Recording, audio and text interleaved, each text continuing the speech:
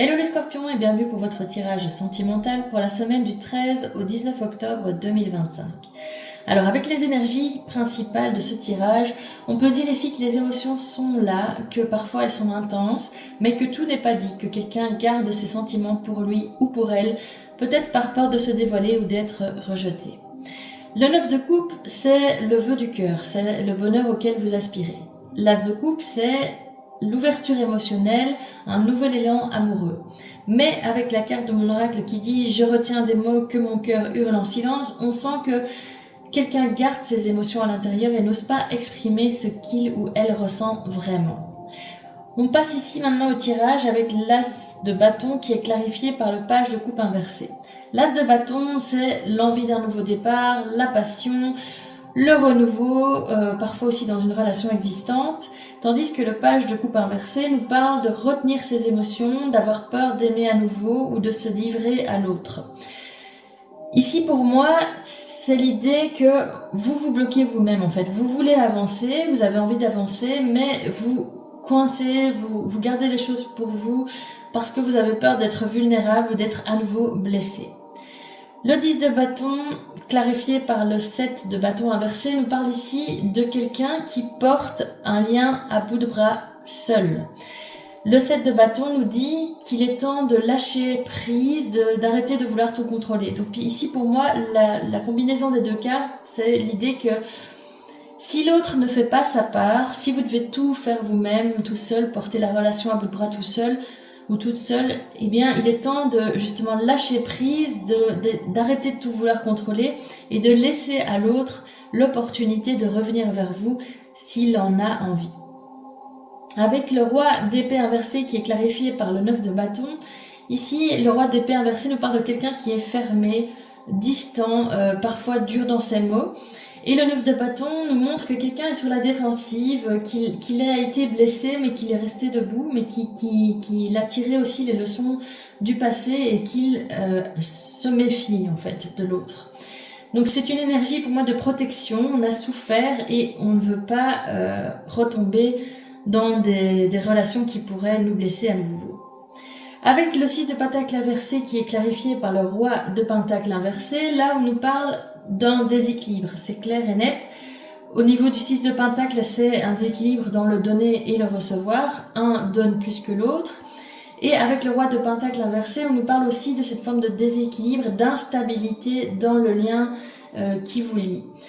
Donc il faut essayer de remettre les choses à égalité, de rétablir un juste échange entre vous pour que la relation puisse évoluer de manière saine. Avec la papesse inversée qui est clarifiée par le soleil ici, la papesse inversée c'est le fait de garder les choses pour soi, tandis que le soleil c'est la joie, le retour de la joie, la clarté, la vérité aussi. Donc pour moi ici on sort du silence, on comprend enfin quelque chose ou on dit enfin quelque chose.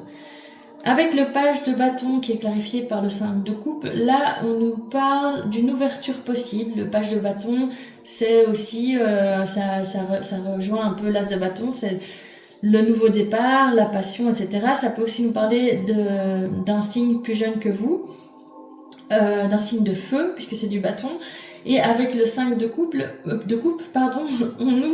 nous rappelle le passé, ce qui s'est passé dans le passé, ce qui nous a blessés dans le passé, en fait, refait surface.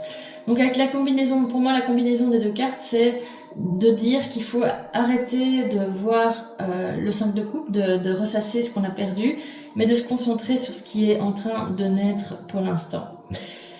On termine avec les énergies liées à mon oracle. Donc les messages ici étaient « Je t'observe en silence, j'ai peur d'être blessé et mes blessures deviennent ma force ». Pour moi, ces messages, ils montrent clairement qu'il y a un lien fort, mais de nouveau qu'il y a une forme de fragilité, qu'on reste beaucoup dans l'observation plutôt que dans l'action, et que l'idée ici, c'est de guérir, de se faire confiance à nouveau et de parler à cœur ouvert avec la personne en face. Donc je t'observe en silence, c'est l'idée voilà, d'observer l'autre sans vraiment agir. J'ai peur d'être blessée, mais ça rejoint pas mal de cartes ici dans ce tirage. Et mes blessures deviennent ma force, c'est l'idée se faire confiance à nouveau, de tirer les leçons du passé et de transformer les blessures en force plutôt que des choses qui nous bloquent pour avancer dans la relation qui se présente à nous. Donc on retiendra de ce tirage qu'il y a une connexion profonde avec quelqu'un, mais qu'il y a une peur d'être rejeté, blessé, qui empêche d'avancer, que les sentiments sont sincères, mais qui, tant qu'ils restent enfermés à l'intérieur de vous ou de l'autre, la relation ne peut pas évoluer clairement. Donc le message, c'est d'oser dire les choses.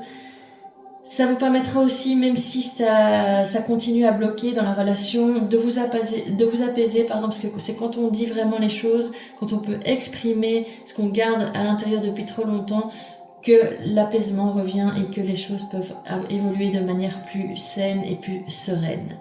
Voilà, j'espère que ce tirage vous a plu, qu'il a résonné en vous. Si c'est le cas, n'hésitez pas à le commenter, à le liker, puis à vous abonner à ma chaîne pour recevoir mes prochaines guidances.